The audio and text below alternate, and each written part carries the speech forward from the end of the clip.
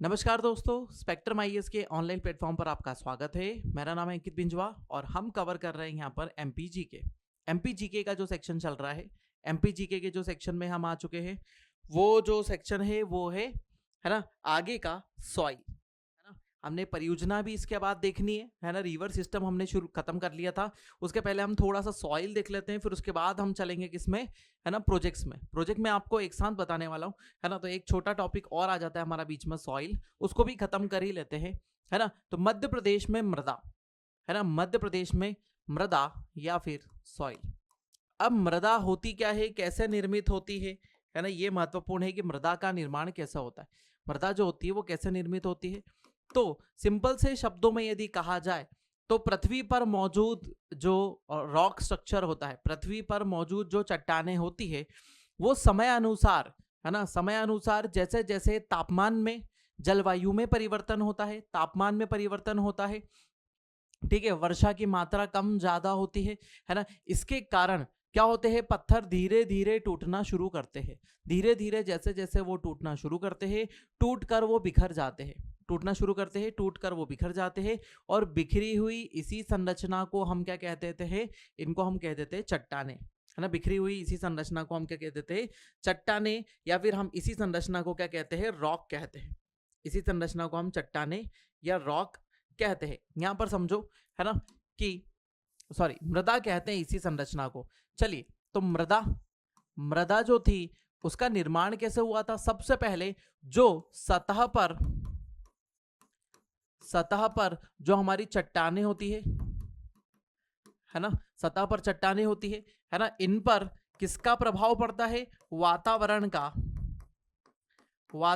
प्रभाव पड़ता है, वातावरण का प्रभाव इसके ऊपर पड़ता है। वातावरण का यदि प्रभाव पड़ा तो उसमें क्या क्या प्रभाव पड़ता है, तापमान, है ना, आर्द्रता, वर्षा, ठीक है, वर्षा, ठीक है, इन सभी चीजों का अधिकांशतः प्रभाव पड़ता है। उसके अलावा वो जो होती है वायु भी इसको प्रभावित करेगी, ठीक है। या फिर उसके अलावा यदि हम बात करें अन्य कारकों में, यदि और अंदर की तरफ जाए तो रासायनिक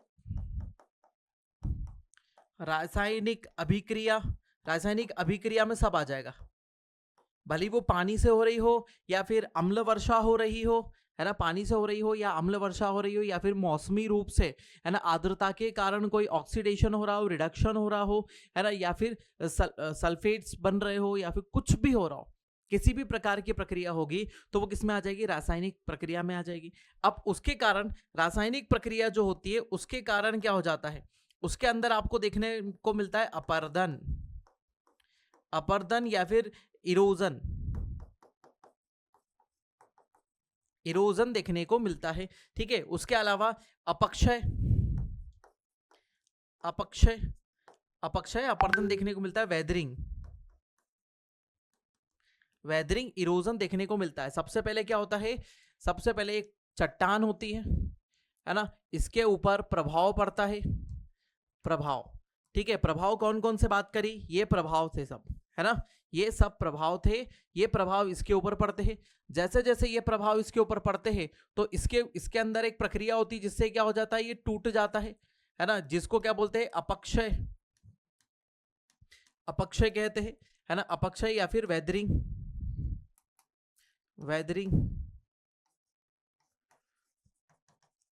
होती है। वेदरिंग होने के पश्चात ये टुकड़ा यहाँ टूट के गिर जाता है, फिर ये टुकड़ा अन्य टुकड़ों में वेदरिंग के साथ में टूटता ही चला जाता है ना, अन्य टुकड़ों में, छोटे छोटे टुकड़ों में बढ़ जाता है। ये बढ़ गया, ठीक है। अब इसको क्या करती है, अन्य कारक, है ना, बहुत सारे कारक हो सकते हैं। कारक कौन कौन से हो सकते हैं, पानी, हवा, हिमानी, पानी हो गई, हवा हो गया, हिमानी हो गई, हिमानी मतलब ग्लेशियर हो जाते हैं, या फिर भूमिगत जल जो अंदर की तरफ होता है, भूजल जो होता है वो, ठीक है। उसके अलावा क्या हो जाते हैं, कुछ और कारक होते हैं, वर्षा, ये जो कारक होते हैं ये अपने साथ बहाकर ले जाते हैं, अपने साथ क्या करते हैं, बहाकर ले जाते हैं, है ना। तो मतलब कणों का जो पार्टिकल्स यहां से निकले, कणों का बहाव, कणों का बहाव हो जाता है। मतलब ये यहां से एक जगह से दूसरी जगह चले जाते हैं और किसी जगह पर एक लेयर के फॉर्म में परत दर परत बिछ जाते हैं, परत दर परत, है ना, ये बिछ जाते हैं। और ये परतें जो बन जाती है ये महीन कणों की होती है, क्योंकि महीन कण या फिर फाइन पार्टिकल, है ना, महीन कण होते हैं, फाइन पार्टिकल के फॉर्म में हो जाती है। और यही क्या बन जाती है, हमारी मृदा या सॉइल। ठीक है, मृदा या फिर सॉइल बन जाती है। इसके बनने की ये सामान्य प्रक्रिया है। इस रूप से मृदा का निर्माण कंप्लीट होता है।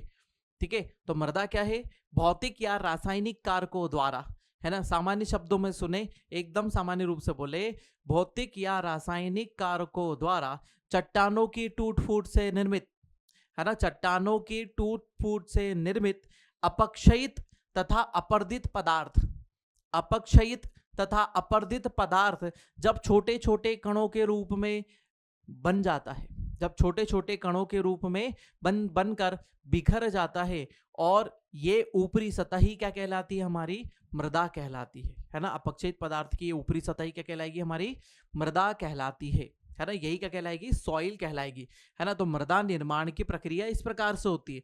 और मृदा का रंग जो होता है ना, बात करें मृदा का रंग, रंग किस चीज के ऊपर डिपेंड करता है, वो डिपेंड करेगा चट्टान, ठीक है, प्लस अभिक्रिया, उसके ऊपर किस प्रकार की अभिक्रिया हुई थी, है ना। चट्टान के ऊपर भी डिपेंड करता है और उस पर होने वाली अभिक्रिया पर भी डिपेंड करता है रंग। ठीक है, जैसे चट्टान तो कैसी है, चट्टान कैसी है, हमारी सामान्य पुराने जमाने की चट्टान है, लेकिन उस पर यदि वर्षा अधिक होगी, यदि वर्षा अधिक होगी तो लिंचिंग की प्रक्रिया अधिक होगी, लिंचिंग की प्रक्रिया अधिक होगी तो चट्टानों से खनिज तत्व जो घुलने वाले हैं घुलकर बाहर निकल जाएंगे। मतलब वर्षा के कारण जो खनिज तत्व बहकर निकल जाते हैं उसे लिंचिंग की प्रक्रिया कहते हैं। ये यदि प्रक्रिया ज्यादा होगी तो उस प्रक्रिया के कारण, ये जो प्रक्रिया ज्यादा हुई, इस प्रक्रिया के कारण स्थिति ऐसी बन जाएगी कि वहां पर आपको क्या दिखाई देंगे, खनिज दिखाई देंगे, लेकिन मेटेलिक प्रकार के दिखाई देंगे। ठीक है, और धात्विक प्रकार के खनिज दिखाई देंगे तो मृदा कैसी हो जाएगी, लेटेराइट प्रकार की हो जाएगी और पर्वतीय प्रकार की मृदा दिखाई देगी। ठीक है, चट्टान से तो टूटी है, काली प्रकार की मृदा तो है, चट्टान से टूटी है, और मृदा कैसी है, ज्वालामुखी चट्टानों से मिलकर बनी हुई है। लेकिन यदि उसके अंदर जीवाश्म आ जाता है तो जीवाश्म वाली मृदा वो बन जाएगी। यदि ये पर्वतीय क्षेत्रों में मिलती है तो पर्वतीय क्षेत्रों वाली मृदा बन जाएगी। ठीक है, इसके अंदर दूसरी मिट्टी के अंश मिल जाते हैं तो मिश्रित प्रकार की मृदा बन जाएगी। तो मृदा के निर्माण की प्रक्रिया, उसके साथ होने वाली अभिक्रिया और चट्टान के ऊपर डिपेंड करती है, उस पे साथ क्या अभिक्रिया हो रही है ना, और चट्टान कौन सी प्रकार की है ना, इन दोनों के ऊपर डिपेंड करती है। ठीक है, चले अब आगे, अब देख लेते हैं चट्टानी संरचना को, है ना, चट्टानी संरचना को यहाँ पर देखते हैं। अब देखिए चट्टानी संरचना, यदि हम यहाँ से बात करें तो सबसे नीचे क्या होते हैं, बोल्डर, सबसे नीचे बड़े बड़े पत्थर दिखाई दे रहे, उसके ऊपर उससे छोटे पत्थर दिखाई दे रहे, उससे ऊपर उससे छोटे, है ना, प्लस उसके साथ में छोटे टुकड़े भी, मतलब मिट्टी भी दिखाई दे रही है, और फिर उसके ऊपर ऊपरी मृदा दिखाई दे रही है। और ये सबसे कम, मतलब सबसे बड़ा क्षेत्र मृदा का सबसे बड़ा क्षेत्र है, और ये सबसे टॉप सॉइल दिखाई दे रही है। ठीक है, तो सबसे ऊपर जो मृदा होती है उसको ऑर्गेनिक लेयर कहते हैं, है ना। ऑर्गेनिक लेयर मतलब जीवाश्म युक्त, है ना, कैसी लेयर, ऑर्गेनिक लेयर मतलब जीवाश्म युक्त, है ना, जीवाश्म युक्त, ये हमारा क्षेत्र होता है, सबसे ऊपर होता है, जिसे ऑर्गेनिक लेयर, है ना, जिसमें क्या मौजूद होता है, ह्यूमस होता है ना, इसको क्या बोलते हैं, ह्यूमस। इसके अंदर क्या प्रेजेंट होता है, ह्यूमस। ह्यूमस क्या चीज होती है, अब यहां पर समझो, है ना। अब ह्यूमस क्या हो जाती है ना, ह्यूमस क्या हो जाती है, जो पेड़ पौधे पत्ती गिराते हैं, है ना, पत्तियां गिरा देते हैं, ठीक है, टहनियां, पत्तियां, टहनियां, फल फूल, है ना, ये सब गिरा देते हैं और ये अपघटित हो जाते हैं, अपघटित हो जाते हैं, मतलब उनका क्या हो जाता है ना, उनको छोटे छोटे माइक्रो ऑर्गेनिज्म क्या कर देते हैं, तोड़ देते हैं और उसी जगह पर मिट्टी में मिला देते हैं, मिट्टी में मिला देते हैं। तो ये ही जैविक रूप से अपघटित, है ना, जो पदार्थ होता है वही क्या होगा, सड़ा गला अपघटित, सड़ा गला अपघटित पदार्थ ही क्या कहलाएगा, हमारा ह्यूमस कहलाता है। जैसे पत्तियां आपको दिखाई देती है, पत्तियों का चूरा आपको दिखाई देता है, मिट्टी के ऊपर पड़ा हुआ सूखी पत्तियां पड़ी दिखाई देती है। अब वो पत्तियों का चूरा बहुत समय के लंबे अंतराल के बाद धीरे धीरे धीरे अपघटित होगा, छोटे छोटे टुकड़ों में टूटेगा और वो एक समय पर मिट्टी में ही मिल जाएगा। जब आप ऑर्गेनिक फर्टिलाइजर लाते हैं या फिर ऑर्गेनिक खाद लेकर आते हैं तो वो काले रंग की दिखाई देती है। उसके अंदर क्या होता है, उसके अंदर पानी भी होता है, थोड़ी सी हल्की सी नमी होती है ना, और उसके अंदर आपको छोटे छोटे टुकड़े टुकड़े भी दिखाई देते हैं, डंडियों के, पत्तियों के, हल्के फुल्के टुकड़े दिखाई देते हैं। जैसे आप उसको डालते हैं तो वो और सड़ेंगे और ज्यादा ह्यूमस बनाएंगे। ह्यूमस मतलब पेड़ पौधे के जितने भी अवशेष है वो जब सड़ गल जाते हैं और वही क्या बना देते हैं, हमारे लिए ह्यूमस बना देते हैं। और ये पौधे की वृद्धि के लिए अत्यंत आवश्यक तत्व है, ठीक है, जो हमको सबसे ऊपर वाली लेयर में मिलता है और ये सबसे पतली लेयर होती है। ठीक है, दूसरी लेयर होती है वो क्या है, लेयर ए। पहले लेयर कौन सी है, ओ, दूसरी लेयर कौन सी है, ए। इसको बोलते हैं टॉप सॉइल या फिर ऊपरी मृदा, ऊपरी मृदा के रूप में जाना जाता है। ज्योग्राफी में भी ये टॉपिक है, इसको वैसे भी समझना पड़ता है आपको, तो यहां भी समझ लो। ठीक है, टॉप सॉइल, ठीक है। अब टॉप सॉइल जो है सबसे ज्यादा मृदा वाला क्षेत्र है, ये देखिए सबसे ज्यादा अच्छी मृदा आपको मिलेगी यहां पर, लेकिन इसके अंदर ह्यूमस नहीं पाया जाता। ह्यूमस की मात्रा इसके अंदर क्या हो जाती है, कम हो जाती है ना। मिनरल्स और ह्यूमस थोड़े से मिलते हैं इसके अंदर। मेनली इसके अंदर क्या मिलते हैं, मिनरल्स मिलते हैं, मतलब खनिज। खनिज वाली जो लेयर होगी हमारी कौन सी होगी, लेयर नंबर ए। ठीक है, टॉप सॉइल या फिर ऊपरी मृदा जो होती है वो खनिज वाली मृदा होती है। ठीक है, नेक्स्ट आ जाती है ना। अब क्या हो जाते हैं, जो खनिज, यहां से सिंपल सी एकदम सीधी बात करें, जो खनिज यहां से रिसकर पहुंच जाते हैं नीचे, है ना, जहां से यहां से रिसकर खनिज कहां पहुंच जाते, नीचे। जैसे है ना, अलग अलग अलग अलग छलनी हम लगा के रखते हैं, तो सबसे ऊपर बारीक छलनी है, फिर और छलनी छलनी छलनी, तो छलनी में से रिस रिस के नीचे की तरफ भी हमको एक एक्सट्रैक्ट मिलता है, मतलब आखिरी में जो चीज बचती है। तो यहां से खनिज क्या हो जाते हैं, ज्यादा पानी डालोगे ना मिट्टी में, आपको लगेगा ज्यादा पानी है मिट्टी में, ज्यादा पानी डाल दो तो आपकी मिट्टी के खनिज कहां से कहां चले जाएंगे, नीचे वाली लेयर में चले जाएंगे, और ऊपर की मृदा आपकी क्या हो जाएगी, ऊपर वाली मृदा आपकी खराब हो जाएगी, मतलब वो मिनरल कम हो जाएंगे उसमें, ये ध्यान रख लेना। ठीक है, तो ये जो लेयर होती है इसके अंदर लिंच्ड मिनरल्स होते हैं। ठीक है, ऑर्गेनिक मैटर इसके अंदर देखने को मिलता है ना, मतलब ऊपरी टॉप सॉइल से जो खनिज रिस कर नीचे आते हैं वो लेयर ई में मौजूद होते हैं, लेयर ई में मौजूद होते हैं। और लेयर ई ए और ए का ही पार्ट होती है, ये किसका पार्ट होती है, ए का ही पार्ट होती है। नेक्स्ट आ जाते हैं किसमें, पार्ट बी में, ये होती है सब सॉइल, है ना, उपमृदा। उपमृदा होती है, उपमृदा वाला जो सेक्शन होता है इसमें डीकंपोज मटेरियल मिलता है, डीकंपोज मटेरियल मिलता है। ठीक है, और मेटल साल्ट मिलता है आपको। ठीक है, मेटल सॉल्ट्स आपको मिलते हैं, क्योंकि यहां पर भी पानी पहुंच पाता है, इसमें भी जो धातुएं होती है वो एक दूसरे से रिएक्ट करके मेटल सॉल्ट्स बना लेती है, और ये क्या हो जाता है, डीकंपोज्ड मटेरियल इसके अंदर मिलता है। क्योंकि इसमें जड़ें पहुंचती है ना, लेकिन यहां तक ऑक्सीजन कम पहुंच पाती है, इसलिए पूरी तरीके से डिकम्पोज नहीं हो पाती है, और जीवाश्म रूप में हमको यहां पर मिलती है। जो जीवाश्म मिलते हैं ना आपको दबे हुए, तो वो इस वाली लेयर में मिलते हैं। क्या मिलता है इसमें से, जीवाश्म। कौन सी लेयर की बात कर रहे हैं, है ना, आप बात कर रहे हैं लेयर बी की। ठीक है, फिर उसके बाद आते हैं नीचे की सी लेयर आती है, इसको बोलते हैं पेरेंट रॉक, है ना, इसे कहते हैं आधारभूत, है ना, आधारभूत चट्टाने, जिससे ये मृदा बनी है। यदि आधारभूत चट्टाने, है ना, आधारभूत चट्टाने जो है वो किस प्रकार की है, आधारभूत चट्टाने यदि हम बात करें वो बेसाल्टिक रॉक है, तो मतलब ऊपर की मिट्टी कैसी होगी, काली होगी। आधारभूत चट्टाने यदि कैसी है, पुरानी चट्टाने हैं, धारवाड़ प्रकार की चट्टाने हैं, तो ऊपर की मिट्टी कैसी होगी, लाल पीली टाइप की होगी। समझ में आया, है ना। और आधारभूत चट्टानों के ऊपर निरंतर पानी की प्रक्रिया चल रही है ना, पानी की प्रक्रिया चली थी, बहुत समय तक पानी निकलता रहा, बाढ़ आती रही, तो ऊपर की मृदा कैसी होगी, एलुवियल टाइप की होगी। ठीक है, तो ये हो गया हमारे पेरेंट रॉक हो जाते हैं। ठीक है, इसी से ऊपर वेदर मटेरियल इसका क्या बना देता है, सॉइल, इनसे ही टूटकर ये सब लेयर बनी हुई होती है। आर आर आ जाता है, बेड रॉक्स आ जाते हैं, है ना। ये बिना किसी प्रकार के अपक्षय की जो चट्टानें होती है, जब आप बोरिंग करवाते, बोरिंग करवाने में तो एक समय के बाद बोरिंग करने वाले बोल देते कि भैया नीचे तो चट्टान आ गई है, इससे ज्यादा बोरिंग नहीं हो सकता है ना। आपने बोरिंग वाले को सुनना तो 100 फीट 200 फीट, कई कहीं पे 400 500 फीट तक भी ये चट्टानें नहीं मिल पाती है, 1000 फीट तक भी ऐसे बोरिंग देखने को मिलते हैं हमको, है ना। तो अल्टीमेटली क्या होता है, ये बेड रॉक्स होते हैं, मतलब इसको बोलते हैं आधारशिला, है ना। आधार चट्टाने, है ना, या फिर निचली चट्टाने,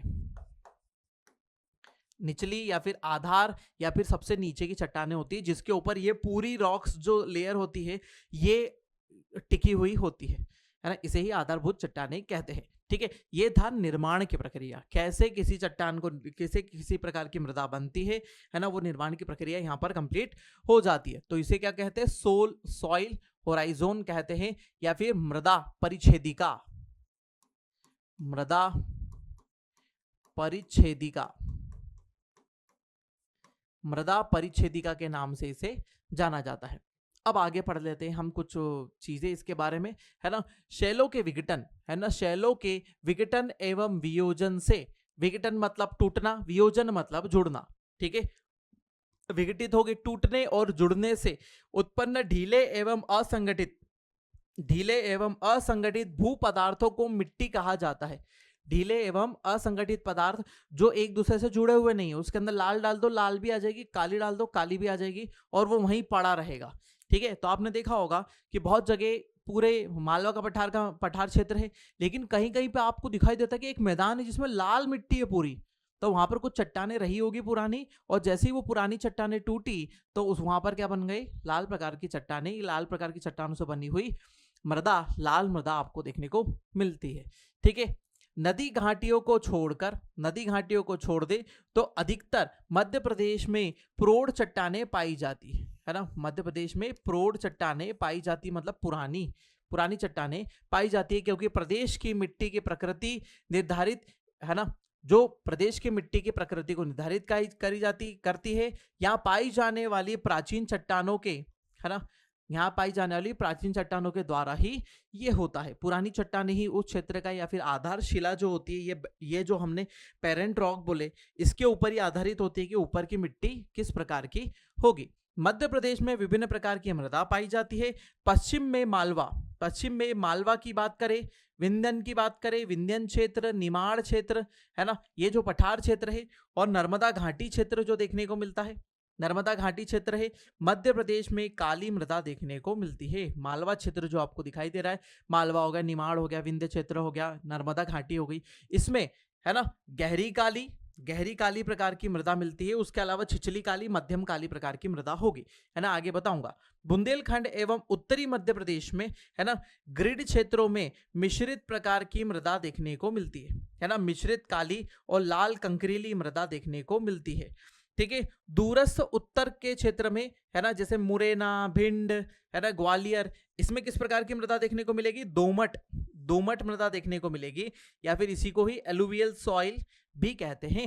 दोमट प्रकार की मृदा, लेकिन ये सूख जाती है तो दोमट कहलाती है। एलुवियल मतलब क्या हो जाएगी, निरंतर पानी के संपर्क में रहने वाली और निरंतर पानी के साथ में रिन्यू होने वाली, हर साल बाढ़ के साथ में रिन्यू होती जाएगी जो मृदा, तो वो कैसी कहलाएगी, एलुवियल। यदि ये पुरानी प्रकार की एलुवियल जैसे टाइप की दिखाई देती है, जो बहुत लंबे समय में रिन्यू होती है, तो वो कहलाएगी दोमट। ये भी नदी से बनी, वो भी दोमट नदी से ही बनी हुई है ना। पूर्व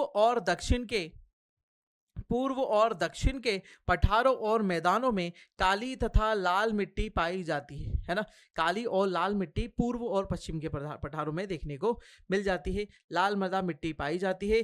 इसी कारण मध्य प्रदेश में विभिन्न प्रकार की फसलों का, है ना, उत्पादन संभव है। बहुत सारी फसलें, क्योंकि यहाँ पर यदि पहाड़ी क्षेत्र में जाएंगे तो लेटेराइट भी मिलेगी, पहाड़ी क्षेत्रों में लेटेराइट भी देखने को आपको वहां पर मिलेगा। ठीक है, तो ये इसको एज इट इज नोट करें। बहुत सारी चीजें हैं, इंट्रोडक्शन है ये हमारे सेक्शन का। आओ आगे, है ना।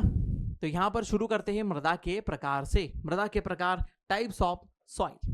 ठीक है, मृदा के प्रकार। मध्य प्रदेश में विभिन्न जिलों में अलग अलग श्रेणी में मृदा का प्रकार पाया जाता है। अलग अलग श्रेणी में अलग अलग क्षेत्रों में मृदा का प्रकार पाया जाता है, जिसका विवरण सारणी में प्रमुख रूप से किया गया है। हम आगे की तरफ देखेंगे। उपलब्ध जानकारी के अनुसार अधिकतर जिलों में गहरी काली, है ना, अधिकतर जिलों में गहरी काली मृदा पाई जाती है, जो कि उच्च उर्वरता शक्ति के लिए जानी जाती है ना। गहरी काली, अब गहरी काली देखिए यहाँ पर दिखाई दे रही है, ये डार्क ब्लैक सॉइल है ना। गहरी काली प्रकार की, देखिए एकदम गहरी काली प्रकार की मृदा पाई जाती है, ठीक है। जैसे नर्मदा नदी के जो किनारे पर है, नर्मदा नदी के किनारे पर जो मृदा दिखाई देती है वो गहरी काली, अब उच्च उर्वरकता वाली पाई जाती है। मतलब यहाँ पर उर्वर क्षमता ज्यादा है, क्योंकि यहाँ पर इसमें अंदर थोड़े जीवाश्म पाए जाते हैं, है ना। इसे क्या कहा जाता है? चेरनोजम, है ना। मतलब काली मृदा प्लस इसके अंदर क्या मिला होगा? ह्यूमस, है ना। काली मृदा के अंदर ह्यूमस मिला दो तो वो क्या बन जाती है? चेरनोजम बन जाती है। ये क्वेश्चन महत्वपूर्ण है, पूछा जाएगा एग्जाम में। चेरनोजम क्या होता है?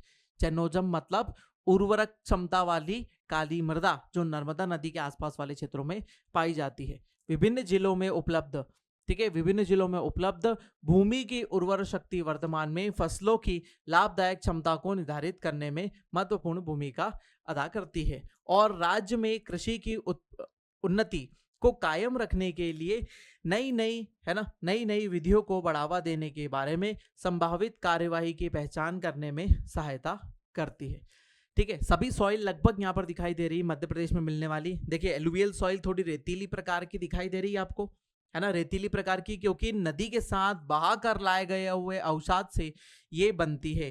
किसके साथ बनती है? नदी, है ना। एलुवियल सॉइल की बात करें तो एलुवियल सॉइल किसके साथ बनती है? नदी द्वारा लाए गए अवसाद से, ठीक है। काली मृदा की बात करें तो काली मृदा किसके साथ बनते हैं? ज्वालामुखी चट्टानों से,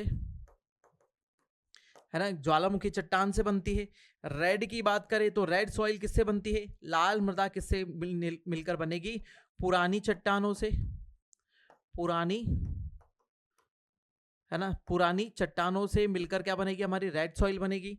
लेटेराइट आपको कहां देखने को मिलेगी? अधिक वर्षा प्लस पर्वतों पर, अधिक वर्षा क्षेत्र कहां पर? पर्वतों पर ऐसी देखने को मिलेगी। उसके अलावा आपको आखिरी दिखाई दे रही शुष्क मृदा, है ना, शुष्क और अर्ध शुष्क क्षेत्रों में, शुष्क और अर्ध शुष्क क्षेत्रों में देखने को मिलेगी। शुष्क अर्ध शुष्क क्षेत्रों में एरिड सॉइल या फिर जो मरुस्थलीय मृदा है वो देखने को आपको मिलती है, ठीक है। देखो काली मृदा आपको डार्क दिखाई दे रही है, यहाँ पर अलग अलग प्रकार की मृदा दिखाई दे रही है। देखिए एकदम काली, ठीक है, उससे कम काली, फिर उसके बाद ये मिश्रित प्रकार की मृदा दिख रही है। यहाँ पर अलग अलग टाइप आपको दिखाई दे रही है। काली है, फिर उससे थोड़ी सी, है ना, थोड़ी सी डार्क आ रही है, थोड़ी हल्की काली, ठीक है, और उसके बाद लाल दिखाई दे रही है, और उसके बाद वो एरिड वाली शुष्क क्षेत्रों की रेतीली मृदा दिखाई दे रही है, जिसमें पानी की बहुत कमी देखने को मिलती है, ठीक है। चलें आगे आ जाते हैं। शुरुआत करते हैं काली मृदा से। काली मृदा का निर्माण यदि बात करें, निर्माण की बात करें तो आग्नेय चट्टानों से, है ना, आग्नेय चट्टानों से इनका निर्माण होता है। आग्नेय में भी कौन सी? बेसाल्ट, है ना, आग्नेय की बेसाल्ट चट्टानों से इसका निर्माण होता है, और ये मालवा के पठार क्षेत्र पे दिखाई देती है, जो किसका हिस्सा है? दक्कन के पठार का हिस्सा है ना। कहां पर निर्माण हुआ है? दक्कन, प्रमुख रूप से कहां दिखाई देता है ये हिस्सा? दक्कन में देखने को मिलता है। ये हिस्सा कहां देखने को मिलता है? दक्कन का पठार है। दक्कन के पठार में मालवा के साथ में काठियावाड़, मालवा के साथ में काठियावाड़ क्षेत्र में भी ये देखने को मिलेगी, ठीक है। ये, है ना, ये देखिए ब्लैक सॉइल आपको यहाँ दिखाई दे रही है, एकदम काले रंग की, बहुत डार्क काले रंग में दिखाई देती है। अब इसमें बात करें, या मध्य प्रदेश का नक्शा देखो, छोटा सा नक्शा लगा रखा है मैंने यहाँ पे, तो ये जो क्षेत्र दिखाई दे रही है काला, मध्य प्रदेश के सबसे बड़े भाग में पाई जाने वाली मृदा है ना। सर्वाधिक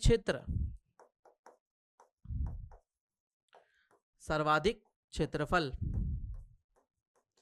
सर्वाधिक क्षेत्रफल पर मिलने वाली मृदा है मध्य प्रदेश में। ये बेसाल्ट रॉक से बनी हुई है, ठीक है, बेसाल्ट रॉक से बनी हुई है, आग्नेय चट्टानें, ठीक है, और ये बहुत बारीक मृदा होती है, बहुत बारीक। सभी मृदाओं के कणों की यदि हम तुलना करें तो उसमें सबसे बारीक कण यदि मिलेंगे तो किसके मिलेंगे? काली मृदा के मिलेंगे, ठीक है। फसलों की बात करें तो फसलों में कौन कौन सी फसलें मिल रही है आपको, है ना? आपको मिलेगी फसलें तो कौन सी? कपास, तिलहन, मोटे अनाज, खट्टे फल इसके अंदर उगते हैं। खट्टे फल की बात करो तो कहां पर?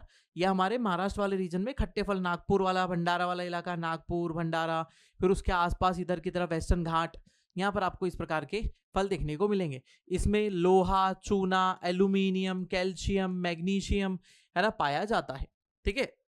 क्या क्या मिल रहा है? लोहा, चूना, लोहे के कारण भी इसका कलर क्या होता है ना, आयरन मौजूद होता है, और चूना, इन दोनों के कारण इसका अधिकांशतः कलर देखने को मिलता है क्या?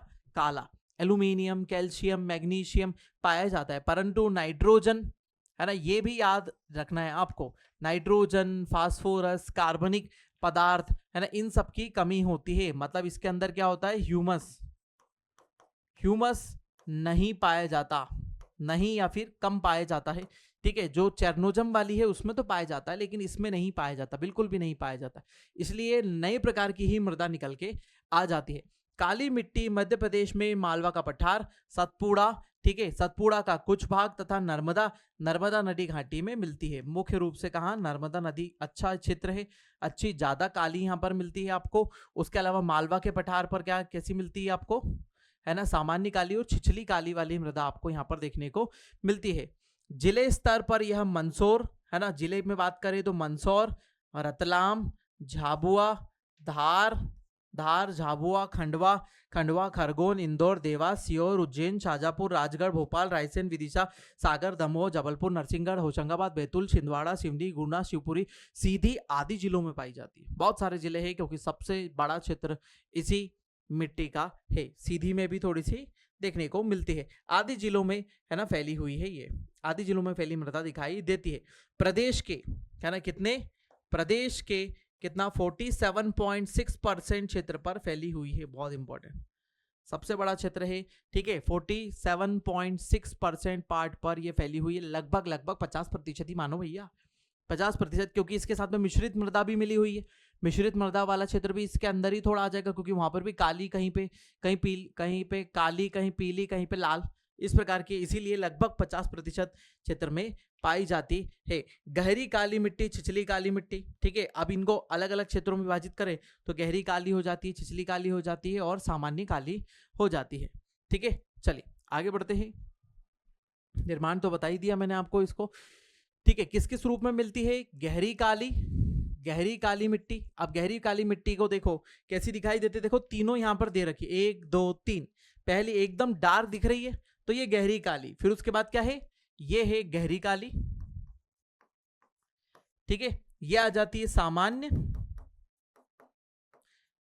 है ना, सामान्य, या फिर इसको मध्यम काली बोल सकते हैं। और ये हो जाती है छिछली, सबसे नीचे वाली को छिछली, या फिर light black, dark black, medium black और लाइट ब्लैक, ठीक है। कलर उड़ जाता है ना, जैसे आप ब्लैक कलर की पैंट लेके आए, जीन्स लेकर आए, उसका कलर उड़ जाता है थोड़े समय में, तो क्या हो जाती है? छिछली काली, ठीक है। तो यह मिट्टी मध्य प्रदेश के नर्मदा, है ना, छोटे क्षेत्र में पाई जाती है। नर्मदा घाटी, मालवा, सतपुड़ा पठार में विस्तृत, है ना, के विस्तृत भागों में लगभग 1 लाख हेक्टेयर भूमि पर पाई जाती है। मेंस के हिसाब से डाटा बहुत इंपॉर्टेंट है, मेंस के हिसाब से डाटा आपको याद रखना है, ये चेंज नहीं होता है ना, ये स्टैटिक वाला डाटा है। काली मिट्टी फैल जाएगी क्या? काली मिट्टी कहीं फैलेगी क्या? है ना, वन का डाटा चेंज होता रहता है, ठीक है। पानी का डाटा चेंज होता रहता है, वर्षा का डाटा चेंज, लेकिन ये नहीं चेंज होगा, ठीक है। तो इसको एकदम याद रखना है। 1.4 लाख हेक्टेयर क्षेत्र पर यह पाई जाती है। इसमें चिकनी मिट्टी की मात्रा लगभग कितनी होती है? 20 से 60% होती है। मतलब सबसे बारीक दाने वाली मृदा जो होती है 20 से 60% इसमें देखने को मिलती है। इसकी गहराई कितनी है? 1 से 2 मीटर की गहरी मोटी परत के रूप में हमको मिलती है। 1-2 मीटर की गहरी परत हमको देखने को मिलती है। खोदे जाओ तो 1-2 मीटर तक आपको काली मिट्टी मिलती है, ठीक है। प्रदेश में यह मिट्टी किस किस चीज के लिए? गेहूं, तिलहन बहुत महत्वपूर्ण है, चना भी हमारे यहाँ होता है, ज्वार के लिए इंपॉर्टेंट है, कृषि के लिए उपयोगी होती है, मुख्य रूप से ये वाली। ठीक है, तो नर्मदा घाटी के दोनों तरफ जो बात करें तो हम कौन सा, गेहूं होता है, अच्छा पानी की आवश्यकता अच्छी है, तिलहन है, चना है, ज्वार है, इनको पानी की आवश्यकता है, इसीलिए ये क्षेत्र में ये मृदा देखने को मिलती है, कृषि के लिए उपयोगी है। छिछली काली मिट्टी है ना, अगली मिट्टी कौन सी है, छिछली काली मिट्टी। यह मिट्टी मुख्य रूप से छिंदवाड़ा है ना, एकदम कॉर्नर वाले इलाके में मिलेगी, छिंदवाड़ा, सिवनी, बैतूल जिलों में पाई जाती है ना, ये एकदम नीचे वाले क्षेत्रों में। ठीक है, ये गहरी काली हो गई, यहाँ पर क्या हो गई, ये छिछली काली हो गई नीचे की तरफ, ये छिछली काली वाला इलाका हो गया, ये गहरी काली वाला बीच में नर्मदा के आसपास, और मध्यम काली बाकी मालवा के पठार पर मिलती है ना। राज्य में इसका क्षेत्रफल लगभग कितना है, 75 लाख एकड़ है ना, 75 लाख एकड़ हो जाता है। इसका कितना है, 1.4 लाख हेक्टेयर ही है ना, कितना है यहाँ पर, 75 लाख हेक्टेयर इसका एरिया हो जाता है। ठीक है, जो राज्य का लगभग कितना प्रतिशत है, 7.5% में देखने को मिलती है। यहाँ पर क्या हो जाता है, गेहूं हो गया, चावल हो गया, ठीक है, कि कृषि के लिए है ना, कि कृषि के लिए उपयोगी है। इसमें लोहा और एल्यूमिनियम, नाइट्रोजन है ना, लोहा, एल्यूमिनियम, नाइट्रोजन, फास्फोरस, चूना की कमी पाई जाती है, इसमें थोड़ी सी कमी है ना, इसीलिए इसका कलर क्या है, देखो लोहे की कमी है, एल्यूमिनियम की कमी, थोड़ा चूना कम है, तो अल्टीमेटली इसका कलर क्या होगा, थोड़ा सा डल होगा। लोहा हो गया, एल्यूमिनियम हो गया, नाइट्रोजन हो गया, फास्फोरस हो गया, चूना, इनकी कमी पाई जाती है।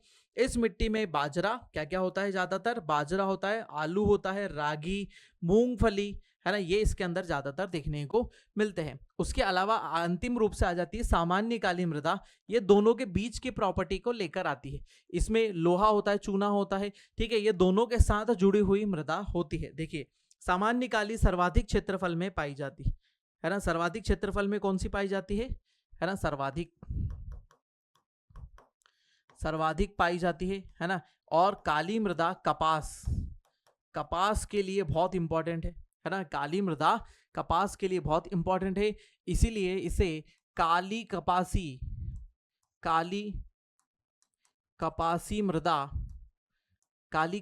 मृदा भी कहा जाता है। और इसी क्षेत्र में हमारा सोयाबीन भी होता है, सोयाबीन है ना, सोयाबीन भी इसी क्षेत्र में अधिकांशतः लिया जाता है, सामान्य रूप वाली हमारी काली कपासी मृदा, ठीक है, के रूप में भी जाना जाता है ना। और ये हमारी क्या हो जाती है, बहुत महत्वपूर्ण मृदा है, जिसमें है ना गेहूं हो रहा है, चावल हो रहा है, गेहूं, चावल, ठीक है, बाजरा, आलू, रागी, मूंगफली, गेहूं, तिलहन, चना, ज्वार, ये प्रमुख रूप से कृषि के क्षेत्र में देखने को मिलते हैं। ठीक है, तो ये हो गई सबसे नीचे छिछली काली है, बीच में गहरी काली है, और सबसे ऊपर वाला जो क्षेत्र सबसे बड़ा दिखाई दे रहा है उसमें सामान्य काली आपको देखने को मिलती है। ठीक है, तीनों काली मृदा हमने यहाँ पर आपको बता दी। ठीक है, मैप के बेस पर भी देख ले है ना, उसका निर्माण प्रक्रिया भी हमने लिख के बता दी है ना, बेसाल्टिक रॉक से हुई है। निर्माण प्रक्रिया में वो जो शुरुआत की प्रक्रिया बताई थी शुरुआत में, वो जोड़ दीजिएगा, इसका अपर्दन होता है, अपक्षय होता है, उसके कारण बारीक कणों में भी फैल जाती है, मिट्टी उड़ा कर ले जाती है, पानी इसको बहा कर ले जाता है, और अंतिम रूप से जो मिट्टी का निर्माण होता है, या फिर वायु इसको उड़ा कर ले जाती है, और अंतिम रूप से जो बहुत महीन कण वाली बारीक मृदा का निर्माण होता है, वो कहलाती है हमारी काली मृदा। चलिए आ जाओ आगे। ठीक है, अब अगली मिट्टी हो जाती है लाल पीली मिट्टी, रेड येलो सॉइल है ना, लाल पीली मिट्टी आपको दिखाई दे रही है, ऊपर लाल नीचे पीली, दोनों सेक्शन को कवर कर रहे हैं। ठीक है, लाल पीली मिट्टी है ना। निर्माण की बात करें, देखो लाल एकदम गहरी लाल में दिखाई देती है, पीली अलग तरीके से दिखाई देती है। तो निर्माण की बात करें तो उसका निर्माण किससे होता है, निर्माण होता है पुरानी चट्टानों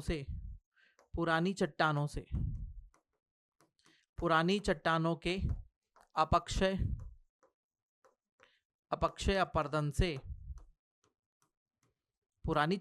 अपक्षय अपर्दन से इसका निर्माण हो जाता है। उसके अलावा निर्माण के पश्चात क्या हो जाता है, इसका ऑक्सीडेशन है ना, तो यहां क्या बन जाते हैं, ऑक्साइड्स बन जाते हैं। तो क्या बन जाता है, आयरन ऑक्साइड के कारण इसका कारण क्या हो जाता है, रेड हो जाता है, इसका कलर क्या हो जाता है, रेड या लाल कलर की दिखाई देती है। आयरन ऑक्साइड के रिएक्शन के कारण लाल प्रकार की मृदा देखने को मिलती है।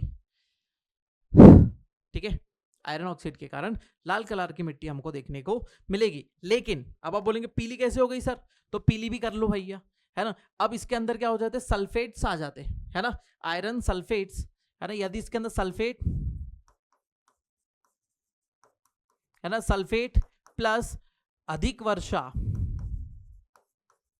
अधिक वर्षा, ऐसे क्षेत्र जहां पर क्या है, मिट्टी कैसी लाल है लेकिन वहां वर्षा क्या दिखाई देती है, अधिक दिखाई देती है, सल्फेट्स हो जाते हैं, तो वहां पर क्या हो जाती है, पीली हो जाती है। इसका रंग कैसा हो जाता है, पीली हो जाती है, पीली मृदा या येलो सॉइल के फॉर्म में आपको देखने को मिलती है। तो जहां पर आपको लाल मृदा दिखाई देगी वहीं पर आपको पीली भी दिखाई देगी। लाल ये एकदम सियान कलर की लाल दिखाई दे रही है। तो बहुत सारे क्षेत्र ऐसे जहां पर हम कॉलेज जाते थे, है ना, पुराने समय पे, है ना, पुराना समय ही हो गया, आप तो उसको क्या ही बोले, है ना, 10 साल बीत चुके। पुराने समय में जब हम कॉलेज जाया करते थे तो वहां पर है ना, पूरा जो खेत है, पूरे खेत है तो काली मिट्टी के है, लेकिन एक मैदान था जहां पर खेती नहीं होती थी, खाली पड़ा हुआ था, एक सरकारी स्कूल का ही बाजू का मैदान था, है ना। तो हम थोड़ी सी तड़ी मार के वहां जाया करते थे। लाल घाटी का मैदान कहा जाता था उसे, लाल घाटी का मैदान, पूरी घाटी में लाल लाल मिट्टी। यदि आप मिट्टी उठाकर उड़ाने लग जाओ तो ऐसा लगेगा कि आपने मतलब एकदम होली खेल डाली हो लाल रंग से। इतनी लाल जैसे ही दिखाई दे रही ना, तो एक्चुअल में इतनी लाल होती है मिट्टी, एक्चुअल में इतनी लाल प्रकार की मिट्टी देखने को मिलती है। ठीक है, तो आपको ये जो लाल मिट्टी दिखाई दे रही है मध्य प्रदेश में कहाँ दिखाई देगी, पूर्वी बघेलखंड के पठारी क्षेत्र में दिखाई देगी, है ना। ये आपको कहाँ दिखाई देगी, बघेलखंड, बघेलखंड, या फिर हम बोले तो पूर्वी पठार, पूर्वी पठार, पूर्वी पठार क्षेत्र पर यह मिट्टी आपको देखने को मिलेगी। ठीक है, लाल पीली मिट्टी का निर्माण आर्कियन धारवाड़, ये पुरानी चट्टाने है ना, आर्कियन चट्टाने, धारवाड़ चट्टाने, इसमें खनिज मिलते हैं हमको। ठीक है, उसके अलावा गोंडवाना चट्टानों, है ना, गोंडवाना चट्टान ये भी पुरानी चट्टान है, इसमें भी खनिज पाए जाते हैं। इनके अपक्षय से, है ना, इनके क्षरण से, इनके क्षरण से इसका निर्माण होता है। लाल पीली मिट्टी साधारणतः साथ साथ पाई जाती है, लाल पीली साथ साथ ही पाई जाएगी, है ना। लाल रंग, है ना, किसके कारण होता है, लोहे के ऑक्सीकरण, लोहे के ऑक्सीकरण के साथ, और पीला रंग, है ना, फेरिक ऑक्साइड, है ना, फेरिक ऑक्साइड या फिर सल्फेट्स के कारण होता है।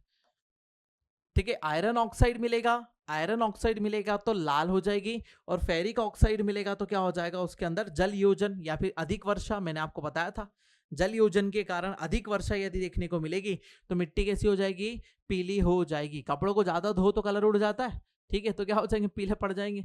ठीक है, के कारण होता है। यह हल्की बलुई मिट्टी दिखाई देती है, हल्की बलुई प्रकार की मृदा दिखाई देती है, मतलब इसके कण थोड़े क्या होते हैं, मोटे रूप में दिखाई देंगे। यह मध्य प्रदेश के कुल क्षेत्रफल का लगभग 36% भाग, कितना, 36% भाग पर पाई जाती है। ठीक है, मध्य प्रदेश के 36% भाग पर पाई जाएगी। इसके अलावा इसके अन्य नाम है चलका या फिर डोरसा, ये इंपॉर्टेंट है ना, क्योंकि ये लोकल नाम है। चलका बोल दो या फिर डोरसा बोल दो, ये इसके प्रमुख नाम के रूप में देखने को मिलेंगे हमको, चलका बोल दो या डोरसा बोल दो। ठीक है, इसमें यदि कृषि की बात करें तो कृषि में ये जो ज्यादा उपजाऊ रूप से दिखाई देती है, किस चीज के लिए दिखाई देती है ना, पत्तेदार सब्जियां, पत्तेदार सब्जियां, पत्तेदार सब्जियां यहां पर अच्छी दिखाई देती है। ठीक है, इस क्षेत्र में क्या, चावल, पानी अच्छा हो तो चावल बहुत अच्छा यहां पर हो जाता है। गेहूं भी यहां पर होता है, गेहूं के लिए भी अच्छी मृदा है। ठीक है, चावल तो होता ही है, गेहूं के लिए भी अच्छी मृदा के रूप में दिखाई देती है। कहीं पानी कम है तो ज्वार बाजरा भी इसके अंदर हो जाता है ना, इतनी ज्यादा वो नहीं होती है ना, लेकिन मुख्य रूप से पत्तेदार सब्जियां, चावल और गेहूं इसके अंदर देखने को मिलता है ना। तिलहन के लिए ज्यादा इंपॉर्टेंट या फिर महत्वपूर्ण नहीं होती है। इसका और ज्यादा डिटेल वाला जो सेक्शन है ना, मृदा का एक एक बिंदु, वो हम किस में पढ़ेंगे, मृदा के एक एक बिंदु वाला सेक्शन जो हम ज्योग्राफी वाले सेक्शन में पढ़ते हैं। ठीक है, उसमें भी यही सब चीजें है ना, ज्यादा कोई वो नहीं है ना। तो इसमें और पॉइंट देखो, है ना, और पॉइंट की बात कर लो, इस पे लाल मिट्टी पे लिख देते हैं हम। ठीक है, उसके अलावा इसमें यदि हम बात करें तो लोहा, है ना, लोहा की मात्रा अच्छी खासी होती है ना, लोहा इसके अंदर अच्छा खासा पाएगा। देखो आयरन का ऑक्सीडेशन ही तो हो रहा है। ठीक है, ऑक्साइड्स यहाँ पर पाए जाते हैं। ठीक है, इसके अंदर क्या हो जाएगा, इसमें ह्यूमस, ह्यूमस, नाइट्रोजन, ह्यूमस हो गया, नाइट्रोजन की कमी पाई जाती है है ना, ह्यूमस और नाइट्रोजन की इसमें क्या देखने को मिलेगी, आपको कमी देखने को मिलेगी। इतनी ज़्यादा ये ह्यूमस रिच नहीं होती है और इसमें नाइट्रोजन भी कम होता है। उर्वरक क्षमता काली मिट्टी की तुलना में थोड़ी सी कम होती है ना, उर्वरक क्षमता काली मिट्टी की तुलना में यहाँ पर हमको कम दिखाई देगी। ठीक है, यहाँ तक की पिक्चर क्लियर है ना। चलो आगे बढ़ जाते हैं। अब हमारी कौन सी सॉइल आ रही है भैया, है ना, आ रही है जलोढ़ मिट्टी, है ना। कौन सी मिट्टी आ गई, जलोढ़ मिट्टी। जलोढ़ मिट्टी के निर्माण प्रक्रिया की बात करें तो किससे होती है, नदियों द्वारा बहाकर लाए गए अवसाद से। देखिए नदियां अपने साथ में बहती है और अपने साथ जो जो मिट्टी लेकर आती है वो जमा देती है ना। नदी अवसाद किससे निर्माण होता है, नदी अवसाद। नदी अवसाद से इसका निर्माण देखने को मिलता है ना। ठीक है, हर क्षेत्र में जहां भी नदियां हैं वहां पर इस क्षेत्र पे ऐसी नदियां मिलेगी। तो देखिए जलोढ़ मृदा आपको यही देखने को मिलेगी। जलोढ़ मृदा का क्षेत्र जो है यहाँ पे चंबल वाला क्षेत्र दिख रहा है, तो वहीं पर ही आपको क्या होगा, इस प्रकार की मृदा दिखाई देगी। देखिए बहुत उपजाऊ, सर्वाधिक उपजाऊ,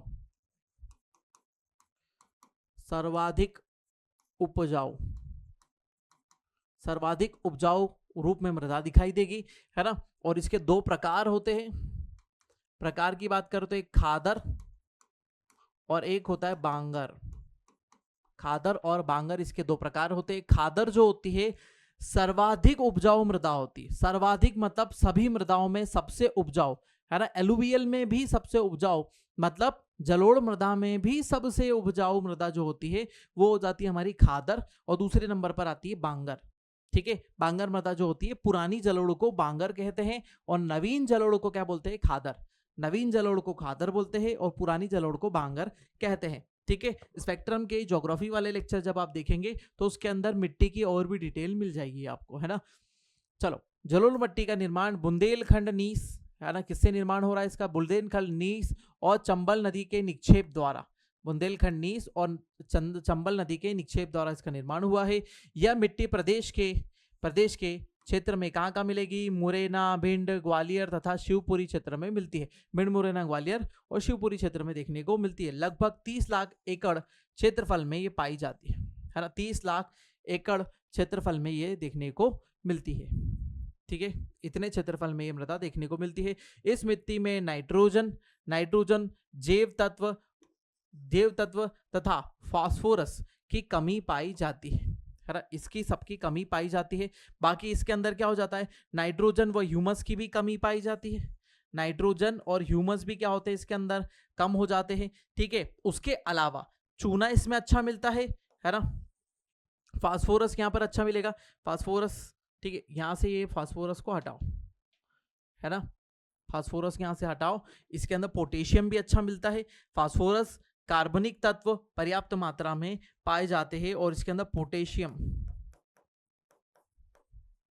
पौधों की वृद्धि के लिए आवश्यक होता है। पोटेशियम भी इसके अंदर अच्छा पाया जाता है। ये घुलनशील पदार्थ है जो घुलकर अपने साथ में बहते रहते हैं। ठीक है, अन्य पदार्थों की इसके अंदर कमी पाई जाती है। मध्य प्रदेश के कुल क्षेत्रफल का लगभग 3% भाग पर ये पाई जाती है। यह चंबल नदी के उद्गम द्वारा लाई जाती है। ठीक है, चंबल नदी द्वारा मध्य प्रदेश के इस क्षेत्र में जमा दी जाती है ये मृदा। ठीक है, चंबल नदी के द्वारा लाई जाती है। यह क्षेत्र मृदा अपरदन, है ना, से ग्रस्त है। ठीक है, यह क्षेत्र मृदा अपरदन से ग्रस्त है। निरंतर यहाँ पर बाढ़ें आती रहती है और बाढ़ क्या करती है, अपने साथ में पुरानी मिट्टी को ले जाती है और उसकी जगह नई मिट्टी जमा देती है और हर साल रिन्यू होती रहती है ये मिट्टी। और जो हर साल रिन्यू होती है उसको क्या कहते हैं, खादर कहते हैं। और जो हर साल रिन्यू नहीं होती उसे क्या कहेंगे, बांगर कहते हैं। ठीक है, जलोढ़ को दोमट, है ना, दोमट भी कहते हैं। जलोढ़ को किस नाम से जाना जाता है, दोमट मृदा भी कहा जाता है। जहां अवनाली का अपरदन, ठीक है ना, जहां पर क्या हो जाता है, अवनाली का अपरदन या फिर गली इरोजन। अवनाली का अपरदन को क्या बोलते हैं, गली इरोजन। अपरदन के कारण बीहड़ का निर्माण हुआ है। अवनाली का अपरदन मतलब नदी ऐसी धाराओं के रूप में बहती है और छोटी छोटी खाइयां काट देती है और वो खाइयों के काट देने के कारण ही यहाँ पर अपरदन देखने को मिलता है। ठीक है, खाइयों का अपरदन या फिर अवनाली का अपरदन के रूप में ये देखने को मिलती है। ठीक है, अगली आ जाते हैं कछारी मिट्टी, कांप या कछारी, क्या बोलते हो इसको, कांप या कछारी मिट्टी। कछारी मिट्टी का निर्माण नदियों द्वारा बाढ़ के, है ना, नदियों द्वारा बाढ़ के अपवाह क्षेत्र में निक्षेप के पदार्थों के रूप में होता है।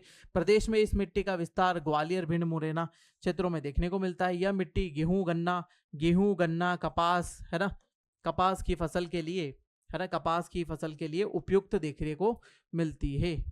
ठीक है, समझ में आया। तो ये हो गई हमारी कौन सी, एलुवियल सॉइल। ये दिखाई दे रही है आपको एलुवियल। तो कांप कछारी कैसी दिखाई देती है, ये इस प्रकार की मिट्टी दिखती है। देखो थोड़ी सी रेतीली प्रकार की होती है, रेतीली, है ना। कैसी निर्मित होती है, नदी द्वारा, नदी द्वारा।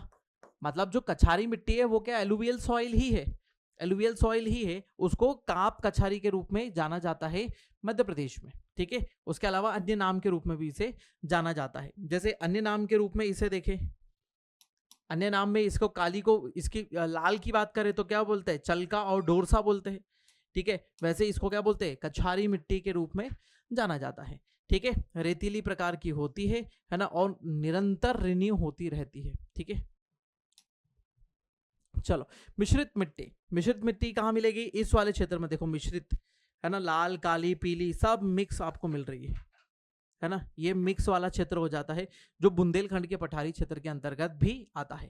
ठीक है, पूर्वी पठार और बुंदेलखंड का पठार, देखो यहाँ से काली आ रही है, इस तरफ से काली आ जाती है, इधर से लाल आ जाती है, इधर से पीली आ जाती है, और तीनों का क्षेत्र क्या हो जाता है, तीनों का क्षेत्र हो जाता है मिश्रित मिट्टी के रूप में। प्रदेश के अनेक क्षेत्रों में लाल पीली तथा काली, लाल पीली तथा काली मिट्टी का जो मिश्रित क्षेत्र पाया जाता है, अब लाल काली पीली तीनों का निर्माण देख लिया है तो निर्माण देखने की जरूरत ही नहीं है, तो मिश्रित क्षेत्र के रूप में पाई जाती है। यह मिट्टी, है ना, फॉस्फेट, नाइट्रोजन एवं कार्बनिक पदार्थों की कमी वाली पाई जाती है, कम उपजाऊ क्षमता वाली है, क्योंकि ये सब मिक्स हो गई तो उपजाऊ क्षमता क्या हो जाती है, इसमें कौन सी फसल लगाई जाए क्या है, तो हम थोड़ा मुश्किल हो जाती है।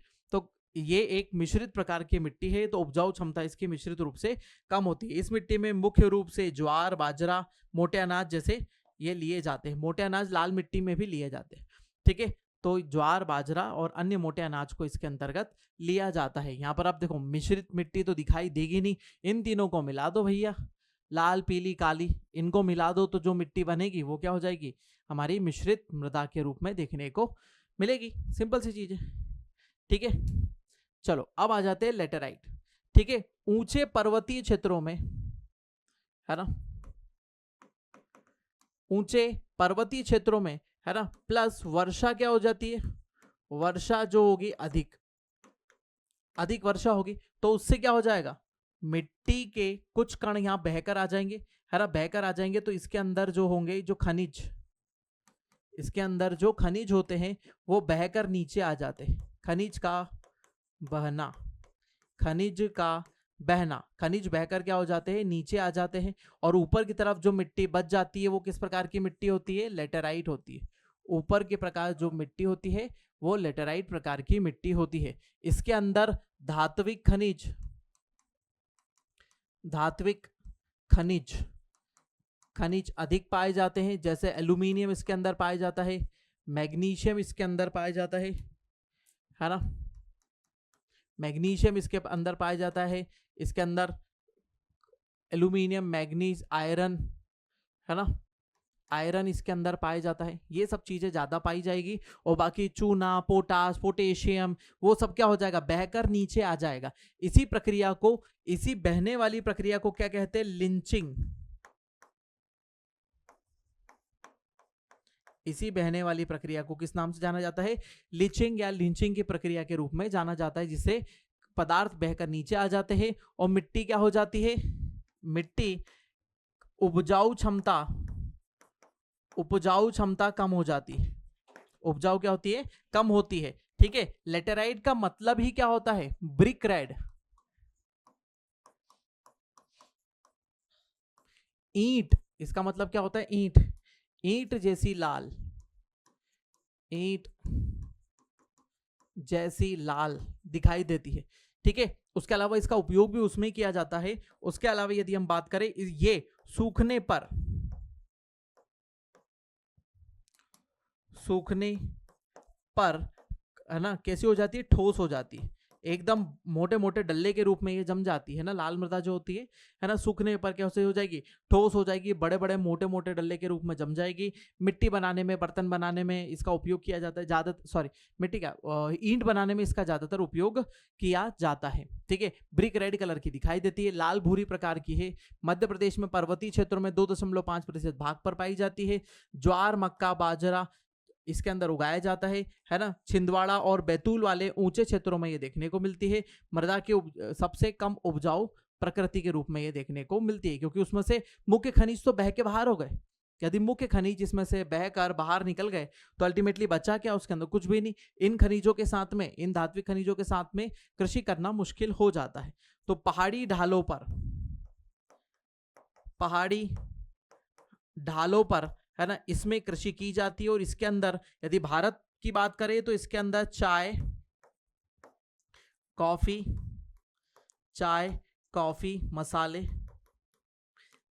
मसाले मुख्य रूप से इसके अंदर लिए जा सकते हैं। चाय, कॉफी, मसाले के लिए उपयुक्त प्रकार की मृदा होती है। इसीलिए मध्य प्रदेश के बैतूल वाले क्षेत्र में, बैतूल और उसके आसपास वाले क्षेत्र में हम क्या लगा रहे हैं, हम यहाँ पर काजू का उत्पादन कर रहे हैं। उसके अलावा इलायची का उत्पादन भी हम हमारे क्षेत्र में करने की कोशिश कर रहे हैं, क्योंकि इस प्रकार की मृदा अच्छी होती है। उसके अलावा चाय की भी हम कृषि करने की सोच रहे हैं, क्योंकि हम नए नए क्षेत्रों को बना रहे हैं, जिससे क्या हो, उत्पादन भी बढ़े। उसके अलावा हमको जो साउथ एशिया से, हम साउथ इंडिया से हमको मंगवाना पड़ता है, वो भी नहीं मंगवाना पड़ेगा, कम मात्रा में मंगवाना पड़ेगा। और हमारे लिए चीजें क्या हो जाएगी, सस्ती हो जाएगी। ड्राई फ्रूट्स के लिए हम इन क्षेत्रों को डेवलप कर रहे हैं। तो ये कहाँ मिलेगी, ये छोटे छोटे से क्षेत्रों में, ये यहाँ ऐसी प्रकार की लेटराइट मृदा हमको यहाँ देखने को मिलेगी बस। ठीक है, ये थी मध्य प्रदेश की आखिरी, ये भी रेड कलर की ऐसी दिखाई देती है। देखो आपको लगेगा लाल मिट्टी है, लेकिन ये कैसी है, ये लेटेराइट प्रकार की मिट्टी है जो ब्रिक रेड कलर की दिखाई दे रही। लाल मिट्टी मैंने आपको बताई थी, एकदम लाल दिख रही थी। ठीक है, चलो आगे बढ़ जाते हैं, है ना। मध्य प्रदेश के सभी क्षेत्र फटाफट मृदा बता देता हूं। यहाँ पर है साधारण काली, यहाँ पर है गहरी काली, इस क्षेत्र में है छिछली काली, ये है जलोढ़, यहां पर मिलेगी आपको कौन सी, जलोढ़ मृदा। ठीक है, यहां पर मिलेगी आपको मिश्रित मृदा, यहां पर आपको मिलेगी पीली, यहां पर आपको मिलेगी लाल नीचे की तरफ। ठीक है, यहां पर आपको मिलेगी लेटेराइट। ठीक है, और ऊपर की तरफ पर्वतों पर चढ़ेंगे तो कुछ प्रकार की पर्वतीय मृदा मिलती है, लेकिन उसका कोई क्षेत्र ज्यादा देखा नहीं जाता मध्य प्रदेश में। ठीक है, चलो आगे, है ना। मैप को एज इट इज बना सकते हैं ना, स्क्रीनशॉट ले लो या फिर पुश कर लो, फिर देख लो। मध्य प्रदेश के मैप के ऊपर बनाना ही है इसको। ठीक है, भूमि के उपयोग के बारे में बात करते हैं। मध्य प्रदेश की एग्जाम में, मेंस में ये क्वेश्चन बनता ही है ना, कि भूमि उपयोग बताओ, है ना। किसका भूमि उपयोग बताओ, मध्य प्रदेश में भूमि का उपयोग बताओ। तो इसको हम समझते हैं, भूमि उपयोग क्या होता है। छत्तीसगढ़ के, है ना, छत्तीसगढ़ से अलग होने के पश्चात, छत्तीसगढ़ से अलग होने के बाद पुनर्गठित मध्य प्रदेश का, है ना, पुनर्गठित मध्य प्रदेश का कुल, है ना, कुल भौगोलिक क्षेत्रफल कितना रह गया है, 307.56 लाख हेक्टेयर रह गया है। ठीक है, 307.56 लाख हेक्टेयर रह गया है। इसमें 2009-10 की बात करें, 9-10 के लिए मध्य प्रदेश का भूमि उपयोग वर्गीकरण यह दर्शाता है कि राज्य का लगभग आधा, राज्य कितना, लगभग आधा भौगोलिक क्षेत्र, लगभग 49% क्षेत्र क्या है, बलुई क्षेत्रफल है ना। इसके अलावा, इसके अतिरिक्त बात करें तो क्षेत्रफल में पर्ती और खेती का ऐसा क्षेत्र देखने को मिलता है, पर्ती भूमि का क्षेत्र देखने को मिलता है, या फिर अन्य जैसा क्षेत्र देखने को, क्षेत्रफल में पर्ती और खेती योग्य बेकार भूमि, है ना, इसके अंतर्गत आ जाती है। पर्ती भूमि क्या हो जाती है, जो उपजाऊ कम होती है। ऐसी भूमि जो क्या है, कम उपजाऊ है, वो किस रूप में देखने को मिलेगी, हमको पर्ती भूमि के रूप में देखने को मिलेगी,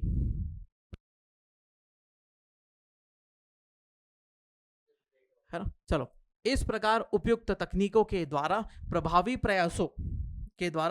प्रयासों से भविष्य में लगभग 57% भूमि को उत्पादन क्षमता में सम्मिलित किया जा सकता है ना। 9-10 के हिसाब से यदि हम बात करें 9-10 के लिए, तो मध्य प्रदेश में भूमि उपयोग वर्गीकरण में दर्शाता है कि लगभग आधा भौगोलिक क्षेत्र, लगभग 49% बलुई क्षेत्र है, है ना क्षेत्र है। इसके अतिरिक्त क्षेत्रफल जो है वो प्रति और कैसा है, कृषि भूमि वाला है। प्रति क्षेत्रफल जो होता है वो क्या हो जाएगा, जिसमें कृषि नहीं की जा सकती, क्योंकि मध्य प्रदेश में पर्वत दिखाई दे रहे हैं, विंध्याचल हो गया, सतपुड़ा हो गया, ठीक है, फिर पठारी क्षेत्र दिखाई दे रहे हैं, ऊंचे पर्वतीय क्षेत्र दिखाई दे रहे हैं, उससे क्या चीजें बदल जाती है, ठीक है, ऐसे भूमि क्षेत्र हो जाते हैं। इसीलिए आगे जाकर हम कितना 57% क्या करने वाले हैं, सम्मिलित करने वाले हैं क्षेत्र को। बेकार भूमि के विकास एवं जल संरक्षण, उसका क्या करना है, बेकार भूमि का विकास और उसमें ही जल संरक्षण की योजनाओं पर विशेष जोर देकर जीविका के नए नए साधनों के द्वार खोले जा रहे हैं, है ना, के द्वार खोले जा रहे हैं, जिससे क्या हो, है ना, लोग उद्योगों को थोड़ा सा अलग प्रकार से बढ़ावा दे, है ना, उद्योगों को अलग प्रकार से बढ़ावा दे, जिससे क्या हो जाएगा, हमारे उद्योग और फलेंगे फूलेंगे और कृषि आधारित उद्योगों की महत्वपूर्ण भूमिका रहेगी, है ना। यहाँ यह भी महत्वपूर्ण है कि राज्य में 2/3 कितना, राज्य में 2/3 से अधिक, है ना, 2/3 से अधिक लगभग, यदि हम बात करें 67 to 61% संचालित जोते लघु सीमांत प्रकृति की है। कैसी है, लघु और सीमांत, ये छोटी जोते हैं, मतलब ऐसा है कि छोटे छोटे खेत है, ये छोटे खेत है, खेत बटाई हो चुकी है लोगों ने, है ना। एक व्यक्ति था जिसके पास इतना बड़ा खेत था, है ना, एक व्यक्ति था, उसके चार बच्चे थे, तो चारों बच्चों को उन्होंने ऐसा बांट दिया, ठीक है। ये 4 थे तो इनके सबके कितने हुए, 2-2 बच्चे और हुए, तो इन्होंने फिर से 2-2 हिस्सों में बांट दिया, ठीक है, 2-2 हिस्सों में खेत को बांट दिया। तो अब इससे क्या हो गया, ये खेत बट के क्या होगा, छोटे छोटे हिस्सों में हो गए। यदि ये सब एक साथ उगाई करते हैं यहाँ पर, तो क्या होता है, ज्यादा भूमि के अंदर उत्पादन देखने को मिलता है। ये जो बटाई वाला क्षेत्र है, इसमें उत्पादन हो रहा है क्या, नहीं हो रहा है, इसमें हो रहा है, नहीं हो रहा है, ये सब लाइनें जो है इसमें कोई उत्पादन देखने को नहीं मिल रहा है। तो ये महत्वपूर्ण है कि हमें खेत कैसी करनी है, लघु और सीमांत से क्या करनी है, बड़ी करनी है। मान लिया कि इन दोनों ने क्या कर लिया, साठ गांठ कर ली और ये दोनों एक साथ कृषि करने लगे, है ना, ये सब भाई एक साथ हो गए और ये एक साथ कृषि करने लगे, तो ये सीमांत हो गए। ये कौन सी है, ये लघु लघु लघु लघु छोटे छोटे खेत, ये और बढ़ गए लघु, ये क्या होगा, सीमांत। लेकिन ये पूरा बड़ा खेत था पहले एक ही भाई का, ठीक है, पिताजी का था, और उन्हें बढ़ते गए तो क्या होगा, ये लघु और सीमांत के अंतर्गत चले गए। और इसमें कुछ ने तो कृषि करना भी बंद कर दिया, कुछ सब्जी लगा रहे, चारा लगा रहे, तो जो बड़ी कृषि भूमि थी अब हमारे चारा और उसमें क्षेत्र में कन्वर्ट हो गई है, ठीक है। ये बड़ी समस्या है मध्य प्रदेश की कृषि की समस्या। आगे जाकर हम कुछ चीजें सॉल्व करेंगे, उसमें कृषि की समस्या और बाकी सबके बारे में हम बात कर लेंगे, है ना। मृदा की उर्वरा शक्ति के बारे में बात करते हैं। देश के विभिन्न जिलों में राष्ट्रीय स्तर पर भौगोलिक सूचना प्रणाली GIS, है ना, GIS टेक्निक है जो आपको उसमें भी दी हुई है, GIS टेक्निक दी हुई है हमको मेंस में, है ना, पढ़ते ही है। GIS टेक्निक के आधार पर मृदा उर्वरता की स्थिति के नक्शे पर दर्शाए गए हैं, जो कि देश के विभिन्न जिलों में मुख्य पोषक रसायनों, किसके बारे में बात करते हैं, पोषक रसायनों, जैसे कौन कौन से हैं, नाइट्रोजन के बारे में, फास्फोरस के बारे में, पोटेशियम के बारे में ये बात करते हैं कि नाइट्रोजन होना चाहिए, फास्फोरस पोटेशियम मृदा में कितना है, उसकी बात ये करते हैं। उपलब्ध स्थिति की वितरण प्रदर्शित करते हैं। तो पोषक तत्वों के आधार पर बात करें तो मध्य प्रदेश में मृदा उर्वर नक्शे के अनुसार यह निष्कर्ष निकाला जा सकता है कि राज्य के लगभग 1/3 1/3, है ना, 1/3 लगभग 30% जिले, 1/3 बोलते हैं या फिर लगभग 30% जिले नाइट्रोजन की कमी, क्या है इसमें, नाइट्रोजन की कमी देखने को मिलती है ना। और लगभग 60% जिले, लगभग 60% जिलों में, है ना, इसका मध्यम स्तर देखने को मिलता है। 60% जिलों में इसका मध्यम स्तर देखने को मिलता है। तो 6 और 3 9 तो चले गए, और 10% में ही नाइट्रोजन की है क्या है, उच्च क्षमता है। 10% में ही नाइट्रोजन की उच्च क्षमता दिखाई देती है, और ये 10% ही थोड़ा उपजाऊ है ना। उसमें भी कृषि का क्या क्षेत्रफल है, कितनी कृषि की जाती है, वो भी अलग अलग हो जाएगा, है ना। इसमें बात करें फास्फोरस उपलब्धता की दृष्टि से भी लगभग उतने ही प्रतिशत उपरोक्त प्रकार का विभाजन देखने को मिलता है, ठीक है। तो फास्फोरस में भी कैसा है, वही विभाजन है, 10% में सबसे ज्यादा है, 60% मीडियम है, और 30% क्या है, बिल्कुल बहुत कम फास्फोरस देखने को मिलता है, ठीक है। कम उपलब्धता देखने को मिलती है, विभाजन कम उपलब्धता 31%, मध्यम उपलब्धता वाले 58% हो जाते हैं, है ना। उपलब्धता हो गई, मध्यम उपलब्धता 58% और उच्च उपलब्धता लगभग 11% ही देखने को मिलती है। जहां की पोटेशियम की बात करें, है ना। अब कौन सा आ गया, पोटेशियम। पोटेशियम की उपलब्धता का प्रश्न है तो केवल 15% जिलों में इसकी मात्रा कम है ना। 15% जिलों में इसकी मात्रा कम है और लगभग 85% हमको क्या दिखाई दे रही, जबकि एक तिहाई जिलों में है ना क्या है, मध्यम स्तर है, 1/3 में मध्यम स्तर दिखाई दे रहा है और 52% जिलों में उच्च स्तर देखने को मिलता। मतलब पोटेशियम वाली मृदा है हमारे यहाँ, मृदा में पोटेशियम की मात्रा अच्छी है, बाकी नाइट्रोजन की और फास्फोरस की कमी पाई जाती है। हमको इन दोनों की ही कमी पूरी करनी है, लेकिन हमको ये ज्ञान नहीं है, तो ज्ञान नहीं होने के कारण हम क्या करते हैं, पोटेशियम युक्त भी खाद डाल देते हैं। और यदि पोटेशियम युक्त खाद यदि हम बिना सॉइल टेस्ट करे डाल देते हैं तो कंडीशन क्या बनती है, कंडीशन यही आपके सामने आती है कि तो आपकी मृदा की क्वालिटी ही खराब हो जाती है। मृदा की क्वालिटी खराब हो जाती है क्योंकि उससे लवण बन जाते हैं, है ना, उससे सॉल्ट्स बन जाते हैं और ये हमारे क्षेत्र को प्रभावित करती है ना। कि उपलब्धता राज्य में पाई गई है और सारणी मध्य प्रदेश की भू उर्वरता शक्ति के विवरण को, यह सारणी मध्य प्रदेश की भू उर्वरता शक्ति के वितरण को है ना जिलेवार प्रदर्शित करती है। जिलेवार हर जिले के हिसाब से ये शक्ति बताई जाती है। ठीक है, यहाँ तक समझ में आया कि मृदा की उर्वरक क्षमता को कैसे हम देख सकते हैं। ये 3 बड़े फैक्टर है जिनसे उर्वरक क्षमता हमारी दर्शाई जाती है मध्य प्रदेश में। चलिए आगे बात कर लेते हैं। मृदा संरक्षण की कुछ विधियां हैं, है ना। देखो ये आपको सीधे सीधे 2-3 चीजों में पूछा जा सकता है। ये सीधे सीधे 7 मार्कर में सीधे क्वेश्चन आ सकता है, या फिर आपको सीधे सीधे 10 मार्कर में भी क्वेश्चन पूछा जाएगा। या तो आपको ऐसे में पूछा जा सकता है ना, निबंध में भी ये पूछा जा सकता है, मध्य प्रदेश के बारे में बताइए। वन संरक्षण, वनों का संरक्षण करेंगे तो मृदा वहां पर क्या होगी, पकड़ के रखेंगे वन, है ना। वन यदि मृदा को पकड़ कर रखेंगे, उनकी जड़ें होल्ड करके रखेगी मृदा को, तो क्या हो जाएगा भारत में या फिर संपूर्ण मध्य प्रदेश की बात करें अभी तो हम, तो मध्य प्रदेश में जो लैंडस्लाइड है वो कम हो जाएंगे, है ना। लैंडस्लाइड की हम बात करते हैं, पर्वतीय क्षेत्रों में लैंडस्लाइड अर्थात क्या हो जाता है ना,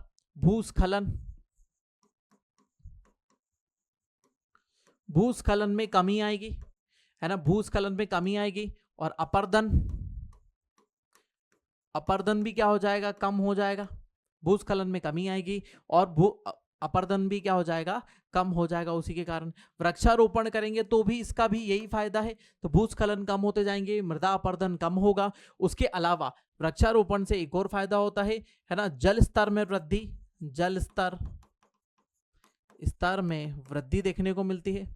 जल स्तर क्या होता है, निरंतर वृद्धि होती रहती है ना, भूमिगत जल में निरंतर वृद्धि होती है। उससे क्या हो जाता है, तापमान में भी कमी होती है। बहुत सारे फायदे हैं वृक्षारोपण से, तो तापमान में भी कमी होगी। सीढ़ीदार खेती बनाना, है ना, सीढ़ीदार खेत बनाना, क्योंकि मध्य प्रदेश में पर्वतीय क्षेत्र देखने को मिलता है तो उसमें सीढ़ी नुमा खेती की जा सकती है। एज कंपेरेटिवली हम पहाड़ को फोड़ना शुरू करें तो सीढ़ी नुमा खेती करें, जिससे क्या हो जाएगा, हमें फायदा होगा। ठीक है, नियोजित चराई मतलब ऐसे क्षेत्रों में चराई की जाए जो कैसे है ना, जो कम उपजाऊ क्षेत्र है, या फिर चारा अलग से लगाया जाए, है ना। यदि हम घास के मैदानों में ही चराई शुरू कर देते हैं तो चराई करने से क्या हो जाती है ना, वहां पर उपजाऊ क्षमता कम होती जाती है धीरे धीरे, क्योंकि आपने चरवा लिया तो वो हरापन वहां पर कम हो जाएगा, ग्रीनरी कम हो जाएगी। फिर आपने चरवा लिया तो और ग्रीनरी कम हो गई।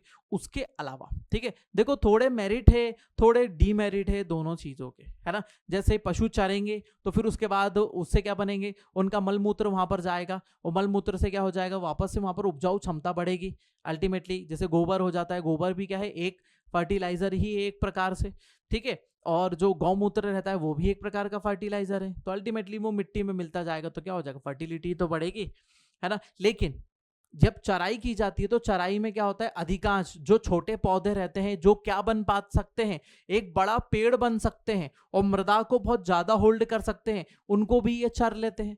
यदि उनको भी चर लेते हैं क्योंकि उनकी मिट्टी बहुत अच्छी, मतलब उनके पत्ते ज्यादा स्वादिष्ट होते हैं, है ना, उनको यदि खा लेते हैं तो वो क्षेत्र कैसा हो जाता है, एक मैदान ही बना रहेगा निरंतर। एक पौधे को बढ़कर पेड़ बनने में कितना समय लगेगा, 15-20 साल लग जाएंगे। और यदि उस पौधे को अभी खा लिया जाए तो क्या हो जाएगा, पौधा छोटा हो जाएगा और खत्म ही हो जाएगा। अब वो हर बार उगेगा, फिर चराई हो जाएगी, फिर वहीं खत्म हो जाएगा, फिर उगेगा, क्योंकि डायबैक वाली कंडीशन आती है पर्यावरण में। हम देखते हैं डायबैक कुछ गुठलियां या फिर कुछ ऐसी चीजें ऐसी पड़ी रहती है, और जैसे पानी और सूटेबल कंडीशन मिलती है तो फिर उग जाते हैं। आपने देखा होगा ना कि अभी पानी गिरेगा तो वर्षा ऋतु में क्या हो जाता है, चारा वारा कहीं से भी उग जाता है, कैसे भी आपकी घर की मुंडेर पे से या फिर घर के किधर भी कोने में छोटा सा पीपल का पेड़ उग जाता है, कुकुर मुत्ते आ जाते हैं, छोटी मोटी घास निकल जाती है। तो वो किस कारण से हुई, वो इसी कारण से हो जाती है। नियोजित चराई कराएं, ठीक है, जिससे क्या हो, जो छोटे छोटे पौधे हैं वो वृक्ष बन सके, जिससे क्या हो, हरियाली बढ़ेगी, है ना। बांध बनाना, है ना, बांध बनाना, मेड़ बनाना, जिससे क्या हो, है ना, मृदा बहे नहीं पानी के साथ में, पानी के साथ में मृदा नहीं बह जाए, क्योंकि अधिक वर्षा होती है तो मृदा आपकी क्या हो जाएगी, निक्षालित हो जाएगी, वहां से निक्षालित होकर बहती जाएगी और आपकी उर्वर मृदा चली जाएगी, और नीचे कैसी मृदा बच जाएगी, कंकड़ पत्थर वाली मृदा बच जाएगी, जो हमने किस में देखा, लेयर में देखा। जैविक कृषि को बढ़ावा देना, जैविक कृषि को बढ़ावा देने से क्या हो जाएगा, जैविक रूप से आप उपयोग करेंगे तो उससे क्षारीयता में कमी आ जाएगी, क्षारीयता में कमी आ जाएगी। लवण जो रहेंगे वो क्या हो जाएंगे, क्षारीयता मतलब लवण, है ना, खारी मृदा हो जाती है। खूब सारे हम उसके अंदर, है ना, जो केमिकल फर्टिलाइजर डालते हैं या फिर हम कैसे डालते हैं, जैविक कृषि का उपयोग नहीं करते हैं और हम पेस्टिसाइड्स डालते हैं उसके अंदर, या फिर हम कीटनाशी डालते हैं, तो वो जैविक कृषि के अंतर्गत नहीं होंगे और वो केमिकल के रूप में वैसे ही पड़े रह जाते हैं, या तो हमारी खाद्य श्रृंखला में आ जाते हैं या फिर जीवों की खाद्य श्रृंखला में उपलब्ध हो जाते हैं और हमें नुकसान पहुंचाते हैं। बाढ़ नियंत्रण, है ना, बाढ़ नियंत्रण कैसे हो जाता है, यदि यदि पेड़ पौधे अच्छे लगे रहेंगे, है ना, पेड़ पौधे अच्छे लगे रहेंगे तो मृदा को पकड़ कर रखेंगे, मृदा को पकड़ कर रखेंगे तो उससे क्या हो जाएगा, है ना, कीचड़ वाला क्षेत्र बहेगा नहीं, है ना, पूरी मिट्टी बहेगा नहीं, कीचड़ नहीं बहेगा। तो बाढ़ नियंत्रण का भी एक काम करेंगे, पानी को एक क्षेत्र से मेड़ तोड़कर सिटी में नहीं घुसने देंगे, है ना, पानी को मेड़ तोड़कर सिटी में नहीं घुसने देंगे। यदि यहाँ पर पेड़ लगे हैं, यहाँ पर एक सीधी रेखा में ऐसे पेड़ लगे हुए, तो पेड़ों ने मिट्टी को होल्ड करके रखा हुआ, ये पेड़ लगे हुए मिट्टी को होल्ड करके रखा हुआ है यहाँ पर। अब यहाँ से यदि पानी आता है सीधा तो ये पानी इस मेड़ को तोड़ नहीं पाएगा और ये क्या हो जाएगा, इधर से इधर मुड़ जाएगा। तो शहरों में आने वाली बाढ़ जो हो जाती है अचानक से, पर्वतीय क्षेत्र से शहरों में आ जाती है, यदि ये पेड़ नहीं होते तो ये क्या हो जाते, पेड़ों की मेड़ लगी हुई है तो ये बाढ़ को रोकेंगे या फिर डाइवर्ट कर देंगे, एक दिशा से दूसरी दिशा में मोड़ देंगे, है ना। समोच्च रेखा में जुताई, एक जगह से, है ना, किसी भी क्षेत्र को यदि ऊंचा क्षेत्र है तो उसको फोड़ फोड़ा के या फिर गड्ढा करके नीचे नहीं लाना, एक बराबर बराबर जो क्षेत्र है उसमें ही कृषि करते जाए। ये ऊंचा क्षेत्र है, ऊंचे क्षेत्र में ही कृषि करे, जलवायु के हिसाब से, यहाँ पर उस क्षेत्र के हिसाब से करे, यहाँ पर अन्य क्षेत्र के हिसाब से कृषि करे, है ना। समोच्च क्षेत्र मतलब एक जैसे ऊंचे क्षेत्रों पर क्या की जाए, एक जैसे कृषि को बढ़ावा दिया जाए, है ना। सस्यावर्तन या फिर फसल चक्रण, सस्यावर्तन या फिर फसल चक्रण, है ना। क्रॉप सर्कुलेशन, पहले मान लिया कि गेहूं लगा दिया, फिर उसके बाद दालें लगा दी, दाल की एक फसल लेना जरूरी है बीच में, फिर उसके बाद क्या कर दी, जायद की फसल लगा दी, रवि खरीफ जायद ऐसा चलने दे, तो उससे क्या होता है, फसल चक्रण से पोषक तत्व भी बहुत अच्छे तरीके से बने हुए रहते हैं हमारे मृदा के अंतर्गत, ठीक है। उसको भी हम पूरा उसमें साइंस वाले चैप्टर में आपका पूरा बताई हुआ है, बहुत सारी चीजें हैं। भूमि उद्धारण या फिर भूमि सुधार, है ना, इसमें क्या हो जाता है कि मृदा में कितनी जल धारण करने की क्षमता है वो भी देखा जाए, मृदा में किस प्रकार के पोषक तत्व की कमी है, ऐसा नहीं कि मन से ही उसके अंदर डाले जा रहे हैं हम खाद, ठीक है, जिस चीज की कमी है वही प्रकार की खाद डाली जाए, है ना, उसी प्रकार की जैविक खाद का उपयोग किया जाए, तो इसे ही क्या कहते हैं, भूमि सुधार या फिर भूमि उद्धरण। कहीं पर बहुत सारे बोल्डर वाली मृदा है तो बोल्डर वाली मृदा में से बोल्डर को अलग करते जाएं, धीरे धीरे उनको निकाले, उसके बाद मृदा को क्या करें, एक लेवल करें, और लेवल कर देंगे तो क्या हो जाएगा, मृदा का एक क्षेत्र बन जाएगा। जहां पर मिट्टी कम होती है वो परती भूमि कहलाती है, जहां पर पत्थर ज्यादा होते हैं उस पर कृषि करना उपयुक्त नहीं होता है, इसीलिए वहां क्या कर सकते हैं, आप पेड़ पौधे लगा सकते हैं, है ना, वहां पर पेड़ पौधे लगा सकते हैं, क्योंकि वहां कृषि तो की नहीं जा सकती है, तो जहां थोड़ी बहुत मिट्टी दिख रही है उसमें पेड़ों को रोपा जा सकता है, जिससे वो पत्थर एज इट इज वहां पे बने रहे और बाढ़ नियंत्रण का भी काम करे, मृदा अपरदन को रोके, तो ऐसे काम किए जा सकते हैं, क्योंकि पूरे पत्थरों को उखाड़ कर आप खेत जैसा मैदान तो बना नहीं सकते, है ना, तो इसीलिए उनको उसी जगह संरक्षित कर दो, वहां पर पेड़ लगा दो बीच में, तो जड़ें क्या चली जाएगी, पत्थरों के बीच में चली जाएगी, पानी ढूंढते हुए, वो तो अपने आप ही हो जाता है ना। आपके घर के आसपास जितने पेड़ लगे हैं उसमें तो आपने पानी डाला नहीं होगा, लेकिन वो सालों से हरे भरे हैं, वो अपने आप ही पानी ढूंढ लेते हैं नीचे से, ठीक है।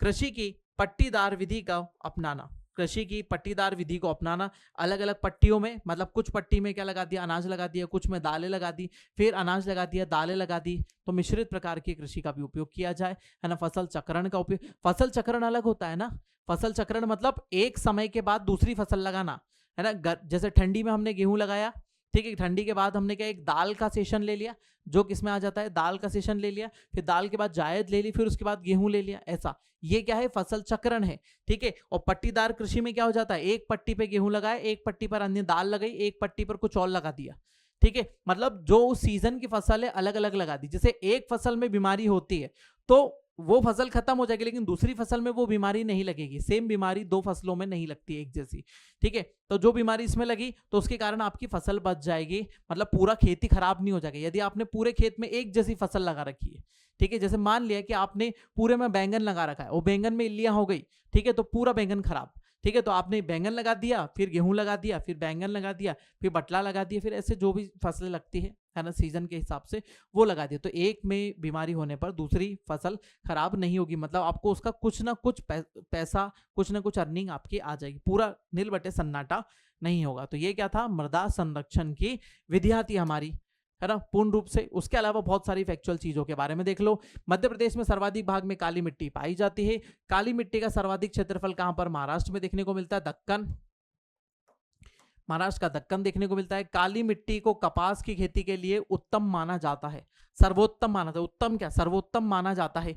लाल पीली मिट्टी वाला क्षेत्र राज्य का प्रमुख धान क्षेत्र है, याद रखना, पहले ही बता दिया था, धान या फिर उसके अंदर चावल लिया जाता है। लाल पीली मिट्टी में नाइट्रोजन, है ना, नाइट्रोजन और ह्यूमस की अनुपस्थिति में उर्वरकता की क्षमता क्या हो जाती है, कम हो जाती है। मध्य प्रदेश में सर्वाधिक उपजाऊ मिट्टी कौन सी है, जलोढ़ मिट्टी है, जो उत्तरी क्षेत्र में दिखाई देती है, भिंड, मुरैना, है ना, ग्वालियर में। जलोढ़ मिट्टी की प्रकृति उदासीन होती है, जलोढ़ मिट्टी एकदम उदासीन प्रकृति की, ना तो अम्लीय ना तो क्षारीय।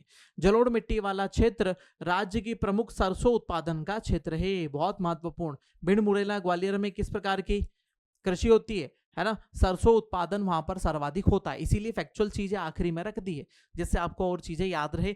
इन पॉइंट को उसमें भी लिखा जा सकता है जो मैंने आपको नोट करवा दी है इसके पहले, ठीक है। लेटराइट मिट्टी क्षेत्र राज्य के मुख्य मसाला क्षेत्र है, मैंने आपको पहले ही बता दिया था, मसाला उत्पादन हम कर रहे हैं पर्वतीय क्षेत्रों में, ठीक है, जिसमें हम काजू का उत्पादन शुरू कर दिया है, इलायची का उत्पादन शुरू कर दिया है, अन्य जैसे कॉफी का उत्पादन भी करा है, ठीक है, तो ये मसाले में ही आते हैं। रीवा पन्ना के पठार में सबसे अधिक डोरसा मिट्टी या मिश्रित मिट्टी पाई जाती है, कौन सा, रीवा पन्ना के पठार पर, है ना, मिश्रित या डोरसा मिट्टी पाई जाती है। आगे बात करें, मध्य प्रदेश में सबसे अधिक मृदा अपरदन वाला जिला कौन सा है, मुरैना। ये फैक्चुअल चीजें हैं, मुरैना में सर्वाधिक अपरदन देखा जाता है। मृदा अपरदन को रेंगती हुई मृत्यु भी कहा जाता है, रेंगती हुई मृत्यु, है ना, क्राउलिंग डेथ, है ना, क्राउलिंग, बच्चे ऐसे रेंगते हैं, धीरे धीरे धीरे धीरे धीरे धीरे चलती है ये मृत्यु, मतलब मिट्टी को ले जाएगी आपके साथ में और खत्म कर देगी उपजाऊ क्षमता, तो आपकी भूमि क्या हो जाएगी, मृत भूमि हो जाएगी, है ना, उपजाऊ क्षमता खत्म, मिट्टी खत्म, ठीक है। उसके अलावा मध्य प्रदेश सरकार द्वारा कृषकों के लिए, है ना, सॉइल कार्ड मिट्टी स्वास्थ्य योजना लागू की गई है, सॉइल कार्ड मिट्टी स्वास्थ्य योजना लागू की गई है। मध्य प्रदेश में राज्य स्तरीय मिट्टी परीक्षण संस्थान, है ना, बल्मी भोपाल में है, कहां पर है, बाल्मी भोपाल में, क्या है, राज्य स्तरीय मिट्टी परीक्षण संस्थान, मिट्टी का परीक्षण आप यहां पर भेजकर करवा सकते हैं। इसके छोटे छोटे सेक्टर भी खुले हुए हैं, वहां पर भी जाके मिट्टी परीक्षण किया जा सकता है। किसानों को समय समय पर विभागीय सलाह हेतु किसान संदेश का प्रकाशन भी किया जाता है, किसान संदेश का प्रकाशन भी इसके द्वारा किया जाता है। मध्य प्रदेश में राष्ट्रीय कृषि विकास योजना संपूर्ण मध्य प्रदेश में लागू है ना। मध्य प्रदेश में उत्तरी भाग में भिंड, मुरैना, श्योपुर वाले सबसे अधिक मृदा अपरदन से प्रभावित क्षेत्र के रूप में दिखाई देते हैं, चंबल में, है ना। एमपी मंडी वेबसाइट, ठीक है, क्या है, एमपी मंडी वेबसाइट के अनुसार मध्य प्रदेश में मृदा को सात भागों में, है ना, बताया गया है, जबकि, है ना, अधिकांश पुस्तकों में वो व्यापम द्वारा आयोजित परीक्षा में मध्य प्रदेश की मृदा को 5 भागों में ही विभाजित किया गया है ना, ठीक है। तो किसने बताया है, एमपी मंडी वेबसाइट ने 7 भागों में इसको बताया गया है, याद रखना है थोड़ा सा, ठीक है। ये भी आप फैक्चुअल चीजों को पॉइंट वाइज उसके अंदर लिख सकते हैं, ठीक है। चले आज के लिए, चलो आज के लिए इतना ही रखते हैं हम, है ना। हमने ये चीजें समझी, है ना। और आज का सेशन हमारा इतना ही होता है। और ये थी हमारी मृदा, मध्य प्रदेश की मृदा, मध्य प्रदेश का मृदा क्षेत्र। ठीक है, चलिए तो बने रहिए स्पेक्ट्रम आईएएस के साथ में। कोई क्वेश्चन होता है तो कमेंट करिए, मुझसे पूछिए, है ना। कॉल कीजिए एकेडमी पे, मुझ तक बात पहुंच जाएगी। टेलीग्राम पर जुड़िए, है ना। चलिए तो स्पेक्ट्रम आईएएस के साथ बने रहिए। मेरा नाम है अंकित बिंजवा। मिलते हैं नेक्स्ट सेशन में। नमस्कार।